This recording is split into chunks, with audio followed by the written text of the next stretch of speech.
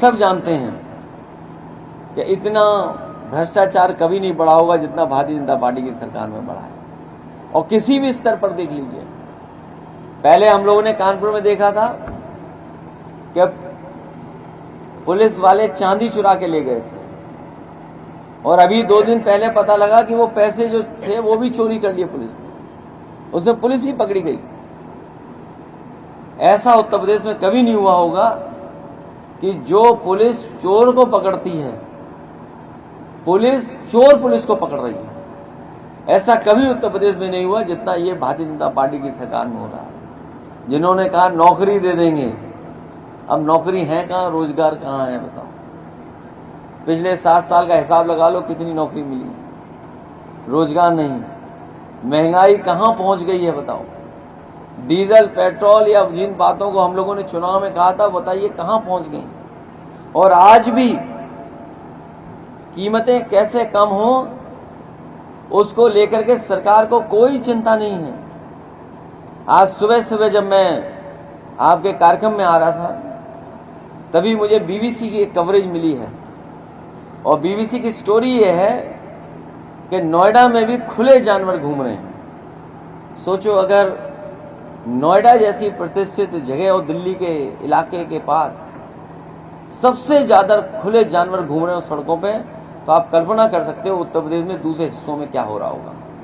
और ये सरकार वो है जिसके प्रधानमंत्री जी ने ये कहा था कि 1 हफ्ते के अंदर खुले जानवरों की समस्या का समाधान कर देंगे। समाधान तो किया नहीं, लेकिन किसानों को अपने खेतों पे तार लगाने पड़ गए हैं, और आज भी किसान अपने खेतों पे तार लगाए बैठा हुआ है। जो सुविधाएं किसानों को मिलनी चाहिए थी आय दोगुनी के को लेकर के, अगर खाद और डीएपी लेने गए हो तो हालत क्या है बता दो आप।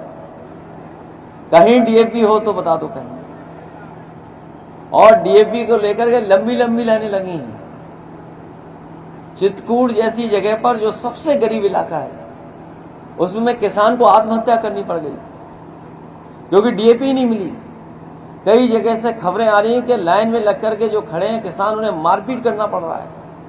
और ये स्थिति इसलिए पैदा हुई है कि एक तो भारतीय जनता पार्टी ने व्यवस्था नहीं की है, और दूसरी स्थिति इसलिए पैदा हुई है कि भारतीय जनता पार्टी के जो छोटे छोटे कार्यकर्ता हैं, जो उनके नेता हैं, जो इस सरकार में 7 साल से पैसा नहीं कमा पाए, वो अब लग डीएपी की दुकान पर समितियों में कि पैसा यहीं से कमा लो, अब कोई रास्ता नहीं बचा, यहीं से दलाली कर लो।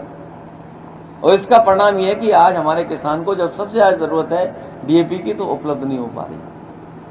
किसान की आय दोगुनी कहां हो गई, कहीं किसी के हिसाब किताब में हो गई हो तो बताएं। इसमें हम आपसे कहना चाहते हैं कि हम समाजवादियों ने नेताजी से लेकर के अभी तक हम लोगों ने यही सोचा कि हमारा किसान कैसे तरक्की करे, हमारे गांव के लोगों के बीच में खुशहाली कैसे आए। जो रास्ता समाजवादियों का है, उसके अलावा कोई दूसरा रास्ता नहीं है जिससे गांव गरीब खुशहाल हो सकें। अंतोगत्वा सरकारों को भी समाजवादी नीतियां ही अपनानी पड़ेंगी, तब जाकर के हमारा गरीब और किसान खुशहाल होने का काम करेगा। समाजवादियों का है, उसके अलावा कोई दूसरा रास्ता नहीं है जिससे गांव गरीब खुशहाल हो सकें। अंतोगत्वा सरकारों को भी समाजवादी नीतियां ही अपनानी पड़ेंगी, तब जाकर के हमारा गरीब और किसान खुशहाल होने का काम करेगा। ये सड़क के बारे में हम लोग हमेशा कहते थे, वो बात मैं आज भी कहता हूं कि जितनी सड़क अच्छी बनेगी या किसानों के लिए सुविधाएं होंगी, उतना ही हमारा देश तरक्की करेगा और अर्थव्यवस्था बेहतर होगी। यही एक्सप्रेस वे के किनारे हम लोग मंडी बना रहे थे, और मंडियां इसलिए बना रहे थे जिससे हमारे किसानों को और गरीबों को वहां भाव दे सके, उनको सुविधा मिल सके। लेकिन जैसी समाजवादी सरकार गई, आप जानते होंगे जितनी मंडियों का काम हुआ था उतना ही मंडी बनी है, उसके आगे मंडी नहीं बन पाएंगी। और जो मंडी की व्यवस्था है, वो भी मंडी की व्यवस्था इन्होंने खत्म करने का काम किया। आज मंडी की स्थिति सबसे खराब हो गई है, तो मंडी बर्बाद कर दी। जो सड़क बनाई हुई सड़क चल रही है वो तो अच्छी हम लोग बना ले गए, जो सड़कें अच्छी बनाई वो तो चल रही हैं, लेकिन बीजेपी की बनाई हुई सड़कें नहीं चल रही। ये एक्सप्रेस वे और इससे आगे जो लोग गए होंगे उन्होंने देखा होगा सड़क कैसी है। बुंदेलखंड में जो चले होंगे वो जानते होंगे सड़क कैसी है। पूर्वांचल वाली देखी होगी सड़क, वो जानते होंगे कैसी सड़क बनी है। हालांकि एक बार मैंने मजाक में कहा कि कभी कभी ठेकेदारों को देखने से पता लगता है कि इनका ठेका कितना बड़ा है, इनको ठेका कितना बड़ा मिला होगा। अगर कोई नई मोटरसाइकिल ले आए तो समझ लो कहीं ना कहीं ठेका पा लिया होगा, छोटा ठेका पाया होगा। बड़ी गाड़ी ले आए तो बड़ा ठेका पा गया होगा।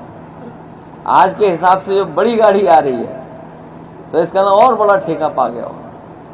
लेकिन कमाल तो बीजेपी के ठेकेदार का है कि जो ठेका पाया उसके बाद ऐसी चीज ले आया वो जो सड़क पर नहीं चलती, वो हवा में चलती है।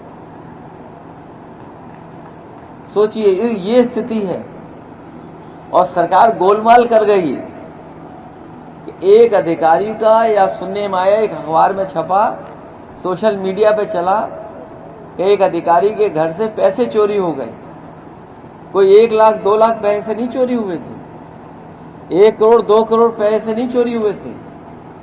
सुनने में आ रहा है कि 30 या 50 करोड़ से ज्यादा पैसे चले गए। और अगर 30 करोड़ से 50 करोड़ से ज्यादा की खबर है अखबारों में या सोशल मीडिया पे, तो सोचो कैसे लेके गया होगा। उसे कम से कम कई छोटे हाथी लगाने पड़े होंगे तब पैसा ले आ पाया होगा, क्योंकि जेब में नहीं रखते, बैग में नहीं रख पाओगे आप। अगर 30 करोड़ रुपया है तो कम से कम छोटा हाथी लगाना पड़ा होगा कई, तब जाकर के पैसा निकला होगा। तो सोचिए क्या स्थिति है। अगर उस सरकार के अधिकारी पर यदि आरोप लग रहा है और उसकी कोई जांच नहीं हो रही है, तो सोचिए इस सरकार में कितना भ्रष्टाचार चल रहा होगा। अभी कुछ दिन पहले एक डीएम का ऑडियो वायरल हुआ था। डीएम साहब उसमें अपना तय कर रहे थे कि कितना कमीशन लेना है। इस बात की चर्चा कर रहे थे कि उन्हें कमीशन कितना लेना है। तो सोचिए जिलाधिकारी से लेकर के हर स्थान भ्रष्टाचार में लगा हुआ है। जो लोग दूसरों पे उंगली उठाते थे, आज पिछले 10 साल दिल्ली के सरकार के और उत्तर प्रदेश की इतने दिनों की सरकार में हम लोग कह सकते हैं कि सबसे ज्यादा करप्ट सरकार अगर कोई है तो वो भारतीय जनता पार्टी की है। और भारतीय जनता पार्टी के लोगों ने उत्तर प्रदेश को खोखला कर दिया, उन्होंने उत्तर प्रदेश को खोखला कर दिया। और जो सपना दिखा रहे हैं कि हम $1 ट्रिलियन की इकोनॉमी बना देंगे, आप में से कितने लोग जान जाओगे कि $1 ट्रिलियन इकोनॉमी क्या होती है। पहले तो 1 ट्रिलियन ही समझने में थोड़ा वक्त लगेगा। और बीजेपी वो काम करती जो किसी को समझ में नहीं आता है। पहले वो 0 टॉलरेंस कर रहे थे लॉ एंड ऑर्डर पे, उसकी पोल खुल गई। 0 टॉलरेंस वो करप्शन पे कह रहे थे, वो पोल खुल गई। और अब कह रहे हैं कि $1 ट्रिलियन की इकोनॉमी बनाएंगे। और जो $1 ट्रिलियन की इकोनॉमी बनाना चाहते हैं, बताओ उन्होंने बिजली का बिल कितना लेना शुरू कर दिया। बिजली का बिल कितना देना पड़ रहा है। जो चीजें कम पैसे में आती थी आज बताओ कितने पैसे में आ रही हैं। इनकी सरकार चली तो जो रुपया की जो है वैल्यू, वो भी रुपए की वैल्यू खत्म हो जाएगी। आप ज्यादा पैसा लेकर के जाओगे और कम चीजें आपको उस पैसे में मिलेंगी। अगर पैसे की वैल्यू किसी ने खत्म की है तो भारतीय जनता पार्टी की सरकार में पैसे की वैल्यू खत्म हो गई। आप हजारों रुपए रखेंगे लेकिन आपको कुछ मिलेगा नहीं। और जिस तरीके से परिवर्तन आ रहा है, हमें लगता है परिवर्तन जो आ रहा है उसके हिसाब से हम लोगों को बहुत तैयार रहना पड़ेगा। पढ़ाई के क्षेत्र में भी और काम और रोजगार के भी क्षेत्र में। अगर टेक्नोलॉजी बदल रही है तो हमें पढ़ाई का भी हिसाब किताब बदलना पड़ेगा। पढ़ाई कैसी हो, कौन से कोर्सेज हों, किन कोर्सेज के माध्यम से रोजगार नौकरी मिल सकती है। क्योंकि अगर हम देखें तो आज जो नई पीढ़ी आ रही है वो हम लोगों से ज्यादा जागरूक है। क्योंकि आज वो जिस तरीके से सोशल मीडिया का, और जिन्होंने ध्यान से अखबार पढ़ा होगा वो जानते होंगे पुलिस भी लूट रही है आजकल।